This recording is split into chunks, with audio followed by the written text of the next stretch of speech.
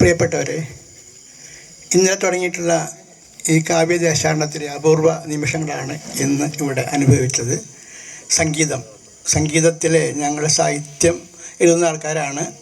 പക്ഷെ കവിത എഴുതുമ്പോൾ സംഗീതം വരുന്നതിൻ്റെ കാരണം ഞാനൊക്കെ ചെറുപ്പകാലത്തു നിന്നുള്ള ശാസ്ത്രീയ സംഗീതം കേട്ടിട്ടുള്ള ആ സംഗീതത്തിൻ്റെ വരവുകൊണ്ടാണ് വരുന്നത്. അപ്പം അങ്ങനെ പഠിച്ചുകൊണ്ടിരിക്കുമ്പോഴാണ് കേട്ടുകൊണ്ടിരിക്കുമ്പോൾ ഭാവയാമി രഘുരാമ കീർത്തനം കേട്ടിട്ടുണ്ട്.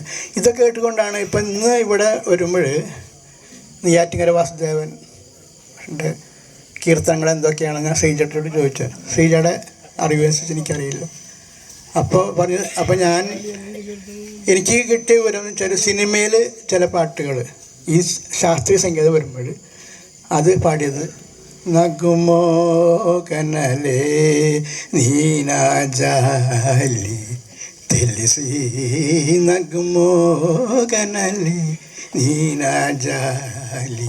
ഇത് ഇങ്ങനെ പാട്ട് കേൾക്കുമ്പോൾ നമ്മൾ സിനിമയിൽ പാടുമ്പോഴാണ് ഈ സംഗീതങ്ങളൊക്കെ നമ്മളിലേക്ക് വരുന്നത്. ഇത് കച്ചേരി കേൾക്കുമ്പോഴുള്ള സുഖം വേറെയാണ്. ഇപ്പം ഇന്നൊക്കെ അനുഭവിച്ചത് അങ്ങനെയാണ്.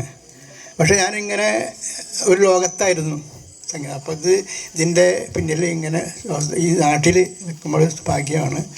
മറ്റൊന്ന് പറയാനുള്ളത്, കുമാരാശാൻ്റെ എഴുത്തുമുറിയാണ് ഇന്നലെ കണ്ടത്. ചണ്ടാല ബഷീരെ കിണർ ഇന്നലെ കണ്ടു. അപ്പോൾ രാവുണ്ണി മാഷ് പറഞ്ഞ സോദരി എന്നൊരു വാക്ക് ഉണ്ട്. അപ്പോൾ ഞാൻ ഓർക്കുന്നത് കാൽപ്പാടുകൾ എന്ന സിനിമയാണ്.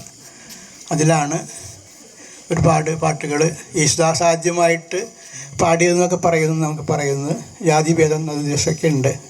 അതിനപ്പുറം ഞാൻ കാണുന്നത് ചണ്ടാല ബഷീരുടെ വരികൾ പീലിയിലയും യേശുദാസും കൂടി പാടുന്നൊരു വരിയുണ്ട്.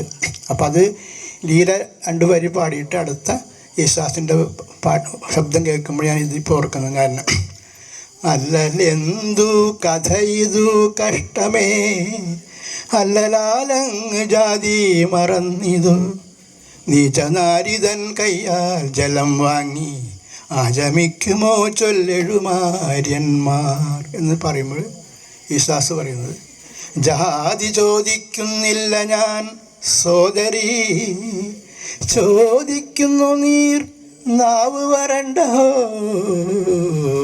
എന്ന് പറയുന്ന അത് ശാസ്ത്രീയത്തിൻ്റെ അടിസ്ഥാനത്തിലുള്ള ആ പാട്ട് ഞാൻ ഇപ്പോൾ ഓർക്കുകയാണ്. എന്തായാലും ഈ യാത്ര സാർത്ഥകമായി എന്നാണ് എനിക്ക് തോന്നുന്നത്. ഇനിയും യാത്രകളുണ്ട്. സാഹിത്യയാത്രയും സംഗീതയാത്രയും കൂടിയുള്ള യാത്രയിൽ ഒരു അനുഭവം ഉണ്ടായി. കൂടുതൽ പറയുന്നില്ല. നന്ദി.